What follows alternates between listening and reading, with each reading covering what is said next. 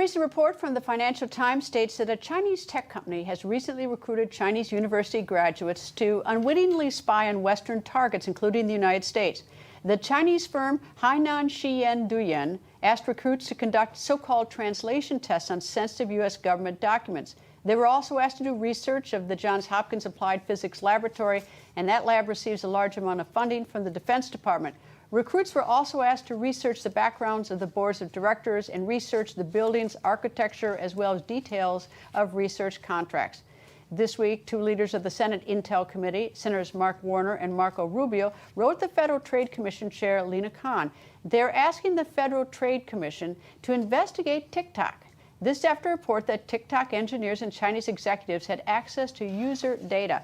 Our next guest has long warned of potential danger of TikTok. He's asking both Apple and Google to remove the popular social media app from their app stores. Brendan Carr is a commissioner at the Federal Communications Commission. He joins me. Nice to see you. Good to see you. Thanks so much. Okay, so what's wrong with TikTok? You know, a lot of people look at TikTok and they say, what's the big deal? It's a fun video sharing app for videos and dances. The reality, though, is it operates as a sophisticated surveillance tool because underneath those videos, they're pulling everything from search and browsing history, location, biometrics, including face prints and voice prints, keystroke patterns, and all that information up to now, we've been told, don't worry, it's stored in the U.S. But recent revelations show that, in fact, a lot of this data has been going back inside of China despite TikTok's representation. So that's very, very concerning. I'm glad to see Senator Warner and Senator Rubio raising the concerns about misrepresentations about these data flows. And that's bipartisan, one Republican, one Democrat, which always makes it look more, significant to me. All right.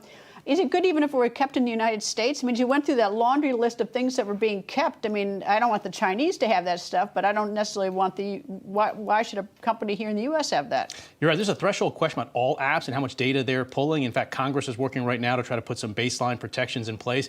But it's particularly concerning for me when it has to do with TikTok because, one, they've been misrepresenting how much of that data goes back to China. And then, two, once China gets this data, they've been engaged in all sorts of foreign influence campaigns, espionage, blackmail, so it's particularly worrying when it gets into their hands. All right. If I delete my TikTok, I think I have TikTok on I would have to have about 2,000 apps on my phone, too many. But if I delete TikTok from my phone now, it's too late. They've got whatever I have up until the point I delete it, right? Yeah, there's certainly a lot of information that's probably already flown, but it's good to stop the data transfer as soon as you can. The Treasury Department here at the U.S. is supposedly looking at putting some processes in place going forward to limit data flows to Beijing. But frankly, I think we've got to put a pause button on that process till we figure out exactly how much data has been flowing back to China. And also the new controls that Treasury is looking to put in place. At the end of the day, there's some leaked audio from internal TikTok meetings that say it's still to be determined whether China can continue to access the data after that, because after all, they built these tools in China. So you've written the CEO of Apple and Alphabet. They haven't responded, I think, till July 8th? Yeah, they have the end of the week to respond to me. And my view there is, look, I think this is a national security concern. To the extent Apple and Google say, that's fine, that's not our expertise. My letter to them says, well, what is your expertise is applying the terms of your app stores. And if data is flowing surreptitiously to China, that seems to be a violation of their app store representations. And they've previously booted apps for sending data surreptitiously to China or other misrepresentations about data flows. I don't think anyone thinks they don't know what's going on. I mean, I just make the assumption that Google and Apple know when they put these things in app stores. They give sort of a nod and a wink and look the other way. I mean, look at how much intellectual property has been stolen from these companies, but they're willing to sort of look the other way when they produce their phones or whatever overseas. Yeah, you're right. They hold themselves out as a trusted, safe place to download apps. At the same time, they plainly are conflicted. They have deep supply chains into China. And so it's a big ask for them to boot them, TikTok, out of the App Store, given the potential retribution that may come from China in their supply chain. But I think it's called for based on the plain terms of their App Store policies, and I think it's the right thing to do. All right, so you've got the FCC, you've got Senators Warner and Rubio, and bipartisan going the FTC. Right. What about, since this is a national security issue, what is the White House saying, what is Department of Defense saying, or even the State Department? Yeah, this is where Treasury is lead inside. Treasury. Yeah, Treasury is lead inside the administration on this process called CFIUS, which looks at foreign investment into the U.S.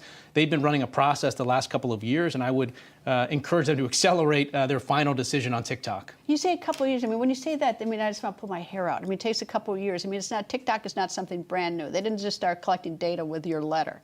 I mean, this stuff goes on and on and on, and there's so much inertia to get anything done to stop it. I mean, now it may be way too late.